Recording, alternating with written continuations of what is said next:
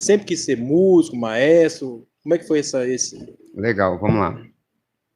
Então, ao Wilkes e aos demais de casa, quando você olhar para ele aqui, eu estou respondendo ele, mas não se sinta menosprezado, não, porque estamos aqui em teste, vai ter que melhorar algumas coisas aqui. E respondendo a pergunta do Wilkes, na realidade, a minha família é uma família cristã. Tenho exemplos de mãe, de tia, de tio. Eu tenho um tio que foi pastor, hoje dorme no Senhor. Eu tinha uma tia que ela, se tivesse essa nomenclatura na Assembleia de Deus, eu sou da Assembleia de Deus, ela seria uma pastora, porque é uma mulher assim, muito usada por Deus, muito, muito direcionada ao reino do Senhor.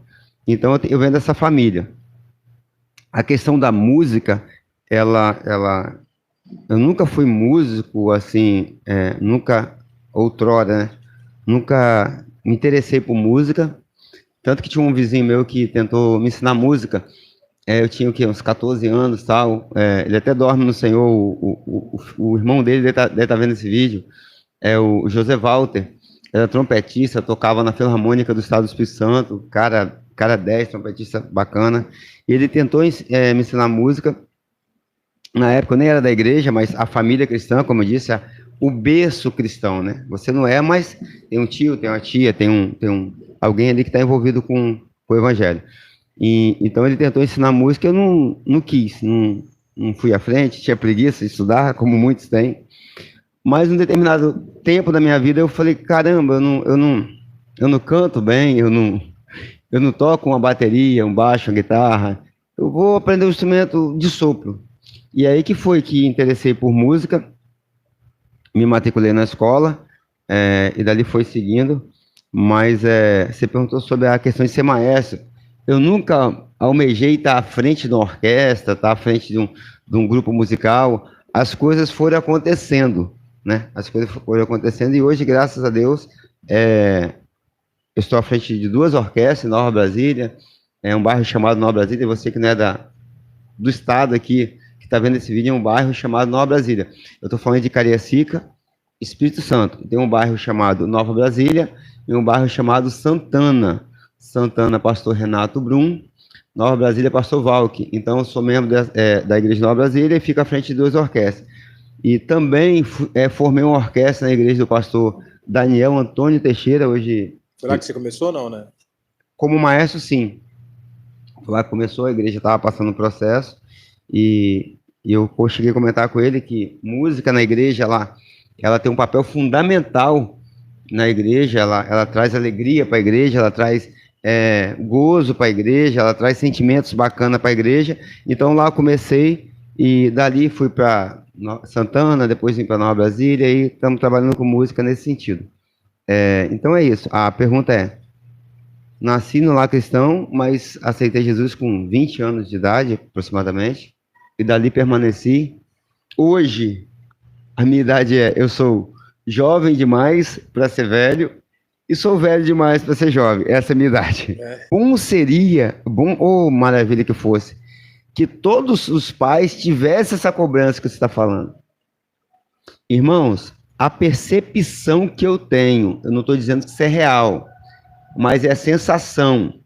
Exemplo, hoje fez muito calor, talvez chegou em 38 graus, mas a sensação térmica é de 60 graus. Isso. Então, a sensação que eu tenho, eu gostaria que através dessa conversa aqui isso mudasse,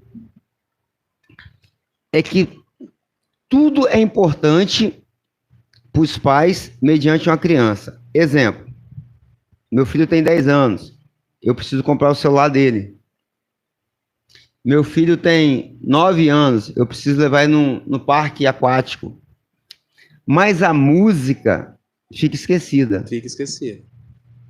Parece que não é a prioridade, né? Exatamente. O filho pode faltar, não pode faltar a escola secular, e por certo não pode faltar a escola secular, que ensina a aprender a ler, escrever e tudo mais, mas a música precisa ter a mesma importância que qualquer outra coisa dessa. Porque o maestro, o professor que é sério, o maestro que é sério, né, eu falo isso por mim, ele está ali dedicando o melhor dele para que aquela criança aprenda e seja um excelente músico na casa do Senhor. Isso aí vai fazer com que essa criança, quando crescer, tenha ocupação na igreja, tenha um trabalho na igreja, tenha algo para oferecer o reino do Senhor. Isso aí vai ser uma preocupação a menos para os pais em relação a várias outras coisas. Eu vejo que tem pai que fala assim, ah, mas meu filho não quer. Beleza. Se você perguntar para seu filho bem assim, você quer ir para a escola? Ele vai dizer, não. Meu filho, você quer tomar banho? Ele vai dizer também, não. Meu filho, quer escovar o dente para dormir? Ele vai dizer também, não. A criança, quando nasce, ela nasce com o CPU dela, o HD interno, que é a mente dela, o cérebro dela, zerado, branco, sem nada. Quem vai direcionar o que é certo, o que é errado para essa criança é você que é pai, é você que é mãe. Os pais que direcionam isso. Eu fico abismado quando um pai diz-me assim, ah, meu filho tem 5 anos, ele está impossível, eu não consigo resolver o problema do meu filho. Meu filho tem 10 anos, meu filho tem 14 anos. Meu irmão, se está acontecendo isso, você como pai precisa, com todo carinho, com todo respeito à criança, se posicionar e se colocar na posição de pai e dizer, meu filho, é assim que funciona, é assim que tem que ser e é assim que vai ser. E simplesmente isso. Ah, mas meu filho vai, sei lá, vai cortar os pulsos se fizer isso. Não, não vai fazer isso. Não vai fazer isso. E se você ensinar o seu filho o caminho que deve andar, isso diz a Bíblia, ensinar o caminho que deve andar, o caminho, no caminho, você ensinar no caminho, quando ele estiver grande, não se desviará dele. Então, eu vejo que tem tempo para tudo, tempo para celular, tempo para... Gente, eu acho assim, outra opinião minha, uma criança de 5, 6 anos ter um celular na mão é um perigo. E mais, tem criança de 5, 6 anos, 7 anos que tem até conta no YouTube, tem WhatsApp, mais perigoso ainda, pai. Então, ensina seu filho, mostra ele o que é certo, o que é correto, mostra ele o como que tem que ser, como que tem que proceder. Fala assim, meu filho, eu tenho um filho de 2 anos de idade, chama Mateus. 2 anos de idade. Quantos anos tem? 2 anos. Eu chego pro Mateus, ele é bem brabinho, ele. Eu chego pro Mateus, ele vai ver esse vídeo daqui uns anos, ele vai saber o que eu tô falando dele.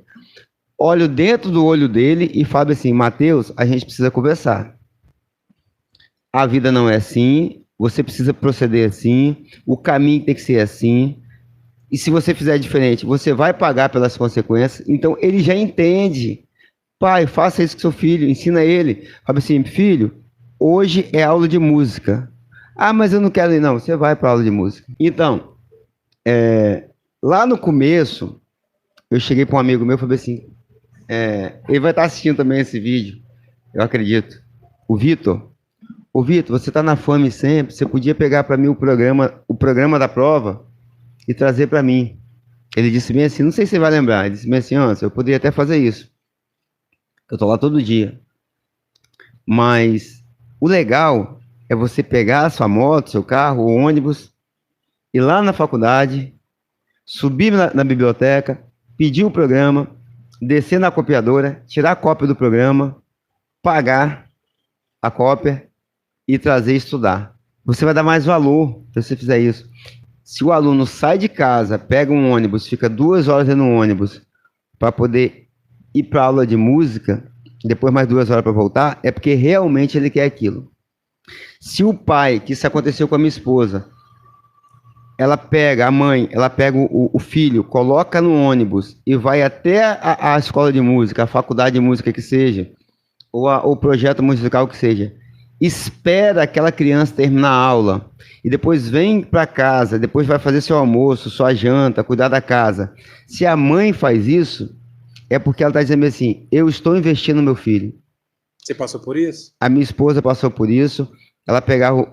A história do meu filho é o seguinte. Qual filho? O mais velho. Qual o nome dele? Felipe Passos. Eu tenho um filho de 23 anos.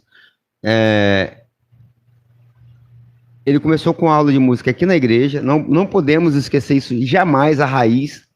Que é a raiz que faz a árvore crescer. Se você cortar a raiz, a árvore morre.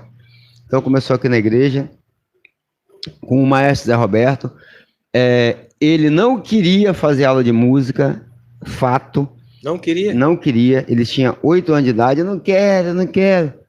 Eu cheguei para ele igual eu chego pro Matheus e falei assim, olha, você tem 8 anos de idade e quem sabe o que é melhor para sua vida são seus pais. Sou eu que sou seu pai e sua mãe que sabe o melhor para sua vida. Então você não tem o que escolher agora. Você vai fazer.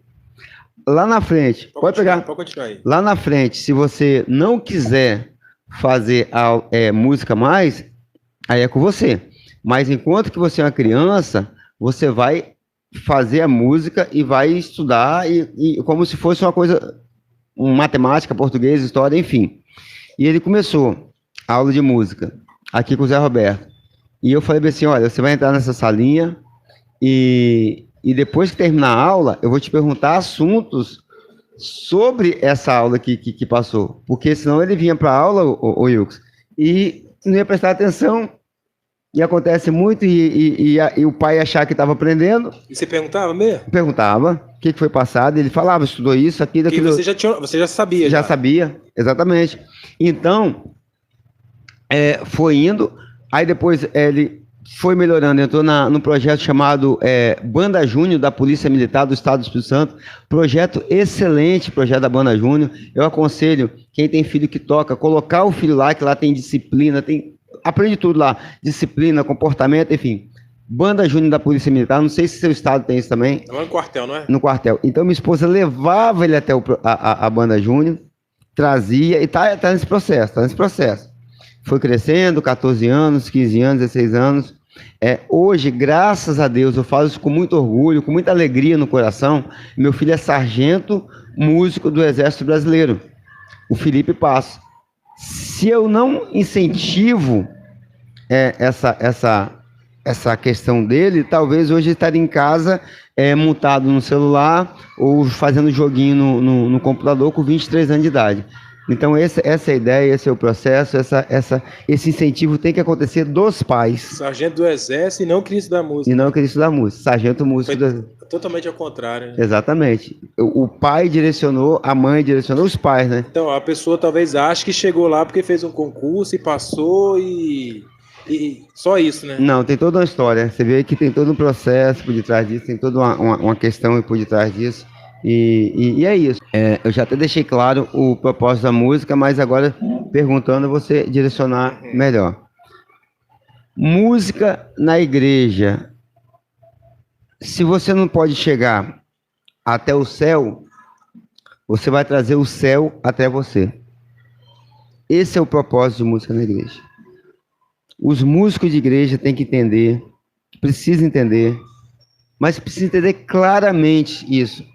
O papel dele é trazer o céu, fazer o céu descer para dentro da igreja, através da música.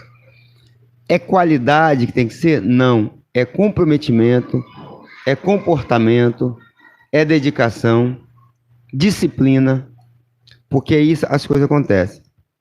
Quando o rei Saul era atormentado por um espírito mau, isso diz a Bíblia, eles mandavam chamar Davi. Chama alguém que toque bem seu instrumento, que manuseie bem seu instrumento, que tem uma vida contrita com Deus, que tem uma vida... Que aí quando você tocar a harpa, Davi tocava a harpa, quando você tocar seu instrumento, você vai sentir não estou falando de qualidade, eu estou falando de entrega. De entrega. É um negócio... É até difícil explicar o que é espiritual. Materializar o espiritual, mas é uma entrega tão grande que você consegue assim viajar, que essa música, esse som está chegando até aquele coração. Esse é o propósito. Esse é o propósito. Pessoas que estão perturbadas, pessoas que estão querendo cometer suicídio, pessoas que estão querendo desistir de viver, pessoas que estão querendo abandonar tudo. A música, ela precisa ter esse papel. Por mais bonito que seja, por mais, sei lá, como é que pode dizer, bacana, legal, mas ela precisa ter esse papel não de showzinho, oxe, que legal, tal, não, mas de cumprir o meu papel através da música. Você acha que o trompetista, quando está tocando na orquestra, não erra um monte de nota? Erra um monte de nota. o trombonista erra um monte de nota, o saxofonista erra um monte de nota, mas eu acredito que tirando a parte técnica da coisa, eu acredito que o próprio Deus, ele transforma aquele som que saiu mais ou menos pela intenção do coração e vai até o coração que está ali necessitado e transforma e entra de uma maneira diferente. Eu costumo dizer que as orquestras que eu fico à frente, eu falo isso aqui em público para todo mundo ouvir, é um milagre. Porque talvez no individual, se você falar assim, fulano de tal, toca seu instrumento, não vai sair legal. Fulano de tal, toca seu instrumento, não vai sair legal, porque é parte técnica. Mas quando junta, algo acontece. O Senhor se manifesta e a mensagem é entregue. Não tem instrumento fácil, não tem instrumento difícil. Quando você se dedica àquilo, você aprende. Vou usar a Bíblia aqui novamente. Tem pessoas que falam assim, mas é muito difícil tocar um clarinete. Realmente é muito difícil tocar um clarinete. É muito difícil tocar um trompete. Realmente é muito difícil tocar um trompete. Mas também é muito difícil aprender um joguinho no celular. Passar fase. E como que aquele adolescente, aquela criança consegue aprender a jogar o joguinho no celular e não consegue tocar um clarinete, um trompete, um trombone, um sax? Porque a Bíblia diz, aonde estiver o seu tesouro, ali também estará o seu coração. Se você começa a se alimentar das coisas que são de Deus e começa a entender o seu papel na obra do Senhor através da música, seu tesouro vai ser seu instrumento. E ali você vai se dedicar todos os dias e você vai ficar bom naquilo que você faz. Quando a pessoa quer realmente uma coisa, acabei de falar aqui há minutos atrás, quando a pessoa quer uma coisa que se dedica para aquilo, o próprio Deus, ele se encarrega de encaminhar as coisas, e as coisas dão certo. Um sax hoje, deve estar valendo aí, nós estamos em 2023, né? Não sei quando você vai ver esse vídeo, nós estamos em 2023, mas um sax hoje deve estar valendo aí um sax mais barato, uns R$3.000, R$3.500. Um clarinete deve estar valendo aí uns R$1.500 novo na loja. Você quis comprar o instrumento, né? Se dedicou, e apareceu, correu atrás, apareceu um sax que estava guardado do camarada que comprou e depois não desistiu de aprender, né? Por quase R$1.800, né? R$1.500. Foi R$1.300 eu paguei. R$1.300, nem R$1.300 um sax. E o clarinete, por sua vez, foi outra história, né? Foi outra história que vale também uns R$1.500. Ele achou um cidadão que comprou um clarinete para fazer uma prova até para o Exército. Há 10 anos atrás, esse clarinete ficou guardado, acho 10 anos, em cima do guarda-roupa. Ele achou esse rapaz e comprou um clarinete novo assim, de aparência, né? E não tava, teve que fazer alguma manutenção simples, né? Simples, pouca coisa. Comprou por quanto? Eu não sei se foi 350, eu acho. R$350. Então, isso aí é a prova, quem está nos assistindo agora, que quando você quer uma coisa realmente, você precisa correr atrás dessa coisa e tentar fazer acontecer, porque senão sempre você vai viver uma vida de desistência. Você vai começar a aula de inglês e vai terminar pela metade. Eu comprei, não tinha dinheiro também não, antes. Tem um detalhe, tem que falar aí, tá? Não tinha, não sabia. Não tinha dinheiro, não. Eu comprei o sax, porque a minha esposa conversou, vamos tentar. Eu sei que ela ia desenvolver, porque desenvolveu mesmo. Que é uma pessoa dedicada, eu fui parcelei aquilo em 4 vezes no PicPay, tá? Meu Deus do céu. Homem de fé. Então é isso, tá vendo aí? O que eu falo de dedicação, eu gostaria que todo mundo pudesse fazer isso aí, pudesse correr atrás, pudesse sempre estar buscando essa questão de querer aprender, de correr atrás realmente, porque aí a coisa acontece. Porque se for diferente, não dá certo.